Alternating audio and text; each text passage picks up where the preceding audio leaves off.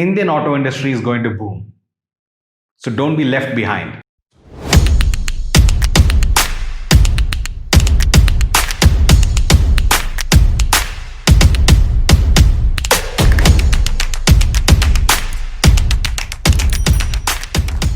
Hello everyone, this is Srikanth Rajan from AR Pro Academy. Welcome back. In our previous video, we have discussed about the evolution of auto industry across the globe. Today, we are here to discuss about the evolution of the Indian automobile industry. If you have not seen our previous video, immediately click on the link here to watch that now. When we talk about the Indian automobile industry, we would be talking from the pre-independence era. Those days, India used to be an importer country. We used to import all vehicles. That would be from multiple brands from global market like Chevrolet, Morris Minor. In fact, vehicles like a Rolls-Royce or a Bugatti was not new in India in those days. It was after independence that actual manufacturing of automobiles started in India. The major players those days were the 5 brands. One of them was of course the most popular, Hindustan Motors. I'm sure all of you would have seen the Ambassador. Yes, that was one of the most important vehicles as well those days.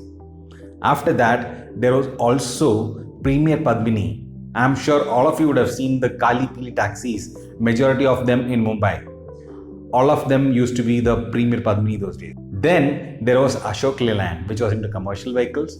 Then there was Tata, again into commercial vehicles. And then there was Mahindra, which used to make the Jeep. Yes, they had a collaboration with Willys and they were partners to build the Jeep in India. So these 5 manufacturers were the key players in the Indian automobile market. All this changed in 1983. Can you guess what happened? In 1983, the Indian government had a JV with the Japanese company Suzuki, which made the Maruti Suzuki joint venture. This joint venture brought in the first car, that was a Maruti 800. This made a lot of difference because Marutis were vehicles which had very low maintenance compared to other vehicles, and this would be so smooth that people would love driving this car. So this actually changed the Indian automobile market.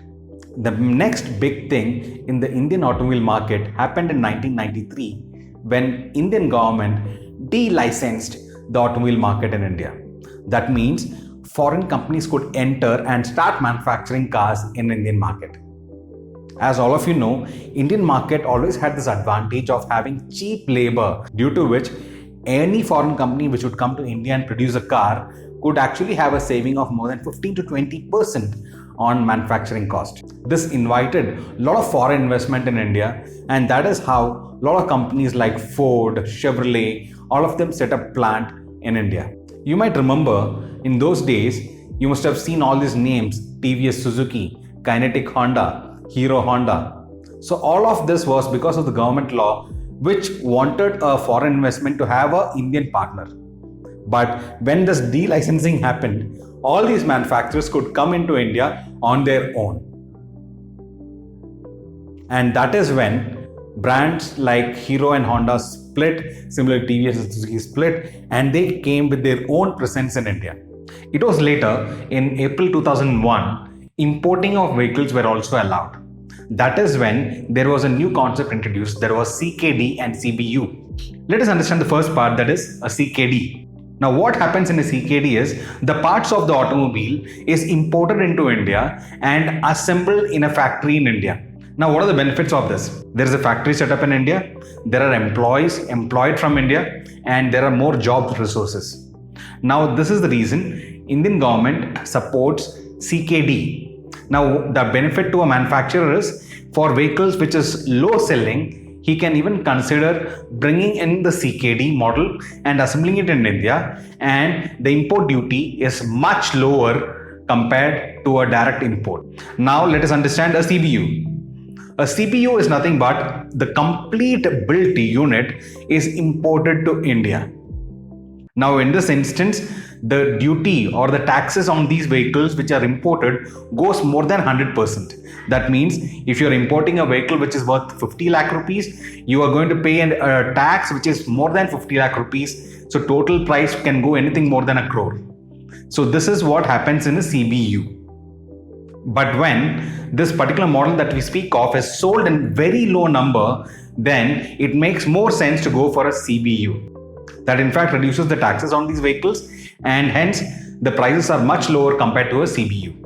With all this, something really important that we need to understand is that auto industry in India is something that supports the Indian GDP with almost 7% contribution. If you look at the financial year 2020, Indian automobile industry produced a whopping 2.6 crore automobiles, out of which 47 lakh automobiles were exported from India. In fact, as per the latest reports, by 2030, Indian EV market, that is electric vehicle market, is directly and indirectly about to contribute more than 5 crore jobs in India.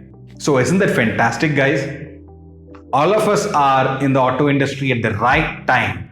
If you're not in the auto industry yet, probably it is the time you consider building a career in the auto industry. Indian auto industry is going to boom. So don't be left behind. So with that, team, this is Srikanth Rajan signing off until we meet in the next video. Goodbye.